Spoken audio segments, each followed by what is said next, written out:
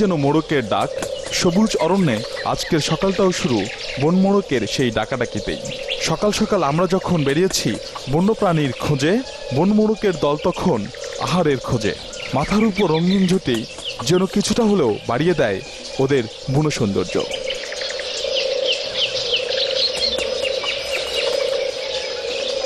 এই বনমোরগের জন্য কিন্তু এই আন্ডারগ্রোথ আমাদের এখানে কিন্তু আমরা যেটাকে কালিজ ফিজেন বলি, মথুরা কিন্তু লাওয়া ছাড়াই বেশ ভালো দেখা যায় এবং সেটার জন্য আন্ডারগ্রোথটা দরকার। কিন্তু আমাদের যে লোয়ার ক্যানোপি, এটা হচ্ছে ছোট গাছগুলি, এইগুলি কিন্তু পাখির জন্য খুবই ভালো। আবার আমরা একদম উপরের ক্যানোপিটা যেটা আমরা টপ ক্যানোপি বলি, সেটা কিন্তু আমাদের বড় পাখিগুলির জন্য দরকার হয়, বিশেষ করে ধনেশের জন্য।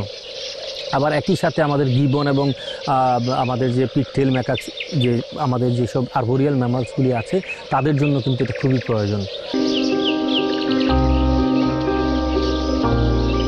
বনমোড়কের গল্প ছেড়ে সন্ধানী চোখ এবার বনে থাকা বিপন্ন এবং মহাবিপন্ন পাখির সন্ধানে।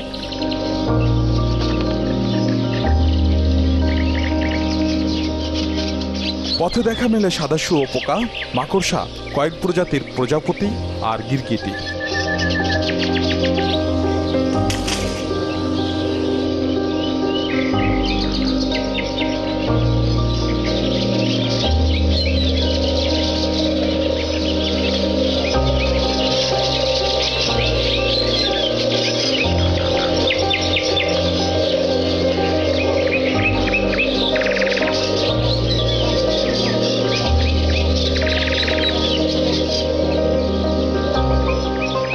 সাথে ক্যামেরার ফ্রেমে জায়গা করে নিল তাপ নিতে নিতে শিকার ধরা সুইচড়া, বসন্ত বৌড়ি, সবুজ ঘুঘু। বাদ গেল না ভীমরাজ, বুলবুলি, টিয়া, ঈগল এবং পরিযায়ী সহ বিচিত্র সব পাখিরাও।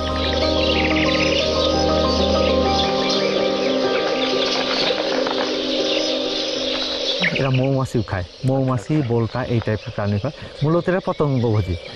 তো পতঙ্গভোজী হওয়ার কারণে বিভিন্ন ধরনের ইনসেক্ট খায়। ঠোঁটটি লম্বা হওয়ার কারণে এরা, যেমন মৌমাছি অনেক বা বোলতা অনেক সময় ফুল ফোটাতে পারে, কিন্তু এদেরকে পারে না ঠোঁটের কারণেই। এবং এরা বি হান্টিংয়ের জন্য স্পেশালাইজ, যে কারণে বি ইটার বলা হয়। তো অবশ্যই এরা পুরো বাস্তুসংস্থানের একটি অংশ এবং অবশ্যই পতঙ্গ যে প্রাকৃতিকভাবে দমন বা একটা নিয়ন্ত্রণ, যেটা পরিবেশের ভারসাম্য রক্ষার জন্যই, বনের ভারসাম্য রক্ষার জন্য সেটিতে একটা গুরুত্বপূর্ণ ভূমিকা পালন করে থাকে।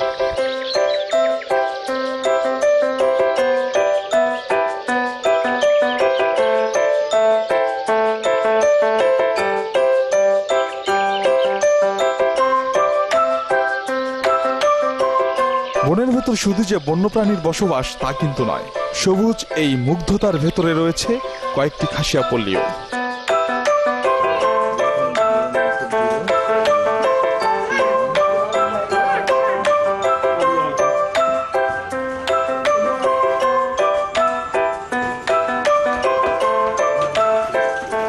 খাসিয়ারা মূলত বন নির্ভরই।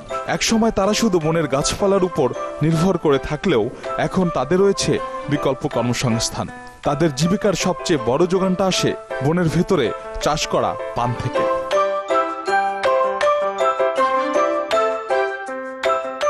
আপনি ডেইলি কতগুলো পান নামাইতে পারেন প্রত্যেকদিন? আমাদের বিশেষত যদি জোর করি, যদি পশম যদি না হয়, এই সময় 2 কুড়ি পান নামাইতে পারে। পশম কি জিনিস? এই যে হেরান ধরে। হেরানটা কি? এই যে পশম গাছ বাবা। আর ওই সমর্থন থল থাকলে, পান থাকলে, হ্যাঁ, ম্যাক্সিমাম 2.5 কুড়ি থেকে 3 কুড়ি পান নামানো যায় না, পান থাকলে।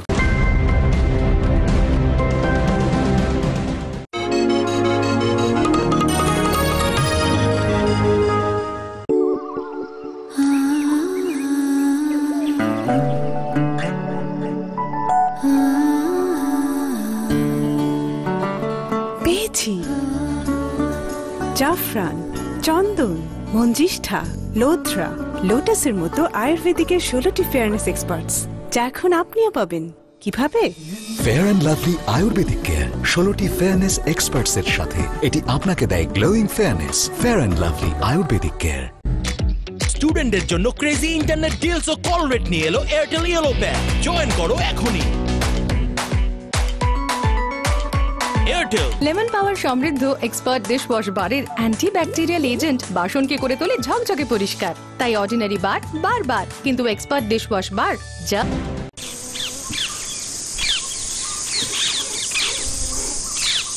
আসলে হয় কি যে এই আমাদের বাংলাদেশে কিন্তু অনেক নিশাচর প্রাণী আছে, হ্যাঁ, যেগুলি শুধুমাত্র রাত্রেবেলা বেরোয়। তো এইগুলিকে অ্যাকচুয়ালি যদি আমরা স্টাডি করতে চাই, হ্যাঁ, তাহলে কিন্তু আমাদেরকে অ্যাকচুয়ালি ক্যামেরা ট্র্যাপ ব্যবহার করতে হয়। দুপুর গড়িয়ে আকাশ জুড়ে সন্ধ্যার আনাগোনা, কিছুক্ষণ পরেই নেমে আসবে আধার। এই জায়গাগুলি দিয়ে অ্যানিমেল হাঁটে, তো এখানে যে ছড়াটা, হ্যাঁ, এই ছড়াতে যাওয়ার জন্য এবং ছড়া থেকে উঠে আসার জন্য অ্যানিমেলগুলি এই পথগুলি ব্যবহার করে, এবং এগুলি হচ্ছে মোশন অ্যাক্টিভেটেড ক্যামেরা, এবং আমরা সেট করে নিয়ে আমরা ভিডিও এবং স্টিল দুটোই এটা করা যায়। পরিকল্পনা তাই নিশাচর প্রাণী খোঁজা, রাতের সাথে যাদের ভীষণ রকম সখ্য, আর তাই ক্যামেরার এই ফাঁদ।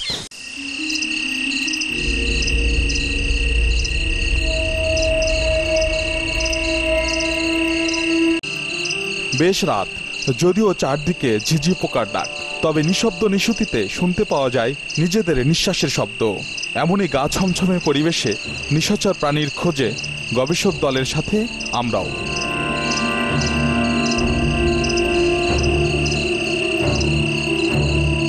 রাতের বনে ঘণ্টাখানিক ট্রেকিং করার পরও যখন কোনো রাত জেগে থাকা বন্যপ্রাণীর খোঁজ মিলল না, তখন রাত জাগার ক্লান্তি নিয়ে অবশেষে ফেরার পথে।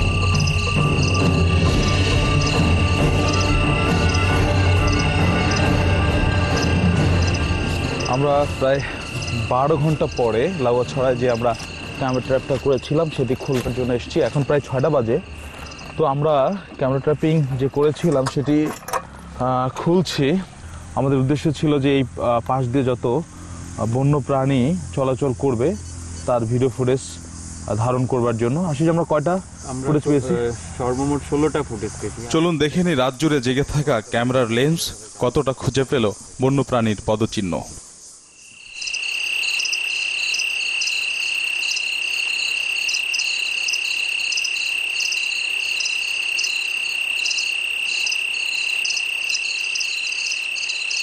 আমাদের স্বয়ংক্রিয় ক্যামেরার ফাঁদে পা দিয়েছে বুনো শূকরের দল, বাদ পড়েনি শিয়ালের দলও।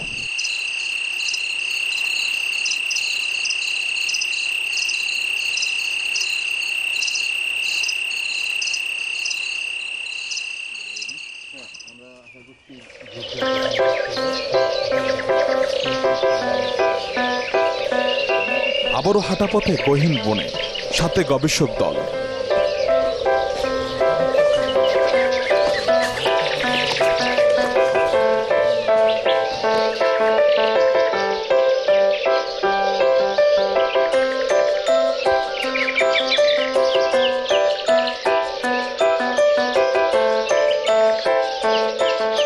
দেখা মেলে মুখ পড়া হনুমান, উলু বানর আর বিশেষ ধরনের হনুমানের।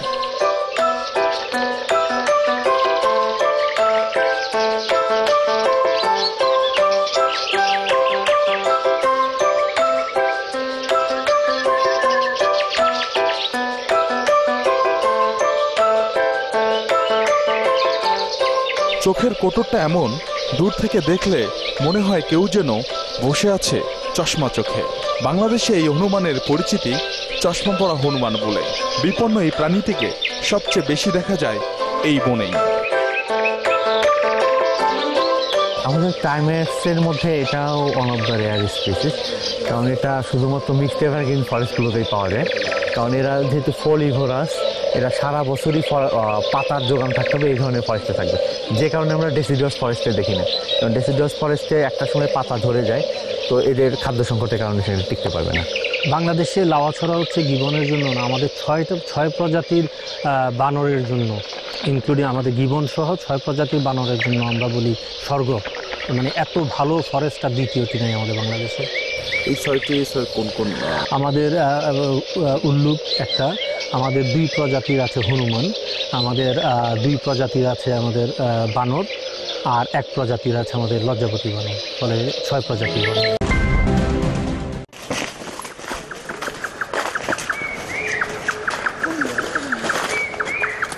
এ সময় অজগর আর ব্যাঙের দেখা মেলা ভার। তারপরও বিষাক্ত আটালির কামড় সহ্য করেই হাঁটছি। হঠাৎ দেখা ভিন্ন ভিন্ন প্রজাতির ব্যাঙের। এটা সরু মাথা ব্যাঙ, মূলত বাংলাদেশের যে মিশ্র চিরসবুজ বন আছে এই বনগুলোতেই পাওয়া যায়, এবং এটা কিন্তু বাংলাদেশের যে উভচর প্রাণীগুলো আছে ব্যাঙ জাতীয় এগুলোর মধ্যে এটা কিন্তু মোটামুটি রেয়ার বলা চলে। বিশেষ করে ভালো ফরেস্ট যদি না থাকে কোথাও তাহলে কিন্তু এদেরকে আমরা পাই না। যেমন অনেক ফরেস্ট হচ্ছে একসময় ভালো ফরেস্ট ছিল, ফরেস্টটা এখন আর নেই, ভেজিটেশন কাভার কমে গেছে বা অনেকটা শেষ হয়ে গেছে, সেসব ফরেস্টে পাওয়া যায় না। এই কারণে বিশেষ করে অ্যাম্ফিবিয়াকে কিন্তু ইন্ডিকেটর স্পিসিস হিসেবে ব্যবহার করা যায় ফরেস্ট হেলথ ইন্ডিকেট করার জন্য।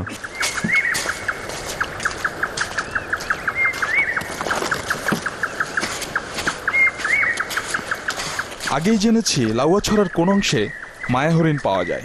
সেই পথেই কিছুক্ষণ হেঁটেই ক্যামেরাবন্দি করি বিলুপ্ত প্রায় প্রাণীটিকে। বয়সের ভারে কুজো, তাই আমরা এতটা সময় পেয়েছি।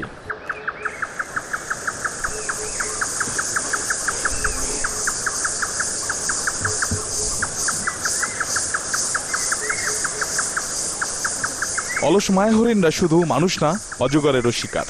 2016 সালে এই বনের ভেতরই প্রায় 3 ঘন্টা ধরে হরিণকে গিলেছিল এই অজগর।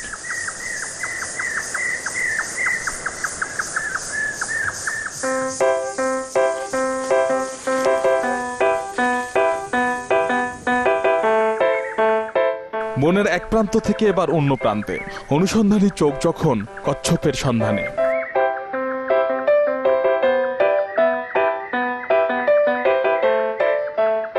অবশেষে বাগমারার কচ্ছপের যে বিচরণ ক্ষেত্র, আমরা এখানে চলে এসেছি। আমরা একটি কচ্ছপ দেখছি, এটিকে পাহাড়ি কচ্ছপ বলা হয়। আঞ্চলিকভাবে অনেকে এটিকে হলদে পাহাড়ি কচ্ছপ কিংবা সোনালী পাহাড়ি কচ্ছপ বলে। IUCN যেটি উদ্ভিদ এবং প্রাণী নিয়ে কাজ করে, তারা বলছেন যে এই কচ্ছপটি বিপন্ন অবস্থায় রয়েছে, কারণ পাহাড়ি মানুষ যারা পাহাড়ে যারা বসবাস করেন তারা এই কচ্ছপটিকে শিকার করেন।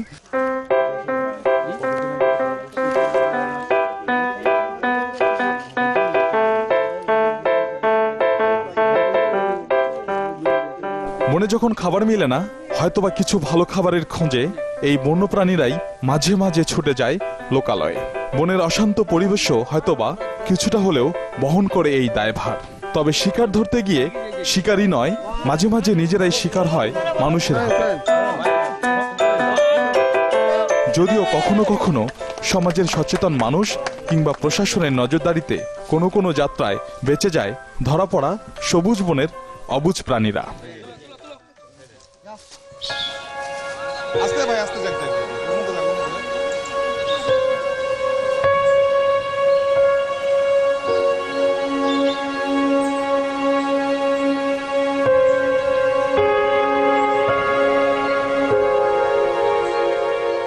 জীববৈচিত্র্যের আধার এই বনে রয়েছে বিরল প্রজাতির কিছু গাছ, যাদের একটি আফ্রিকান টিকক।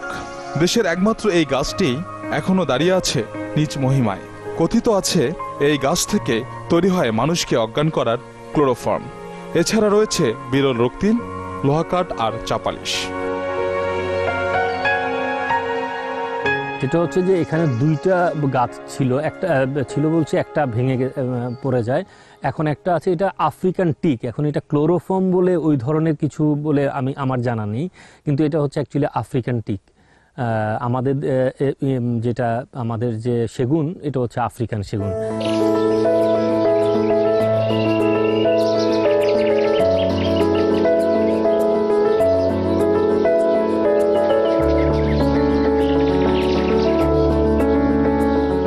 বেশ কটা দিন কাটল লাউয়াছড়ার অভয়ারণ্যে। বন্যপ্রাণীদের সাথে কতটা সখ্যতা বাড়ল সেই হিসেবে নাই বা গেলাম। তবে কথায় আছে, বনেরা বনে সুন্দর, শিশুরা মাতৃকরণে। প্রত্যাশা তাই পর্যটকদের আনাগোনা নিয়ন্ত্রণ আর জনসচেতনতা বাড়িয়ে বনকে সুরক্ষার পদক্ষেপ, যেটি বনের গাছগাছালি আর পাকপাখালির সাথে অন্যান্য প্রাণীদের আপন নিবাসে অভয়ে থাকাকে করবে নিশ্চিত। সেই শুভকামনাতেই বন ছেড়ে যাত্রা আবার ইটকাঠের যান্ত্রিক নগরীতে। হয়তোবা আবার ফিরব শহর থেকে দূরে অন্য কোনো বনে।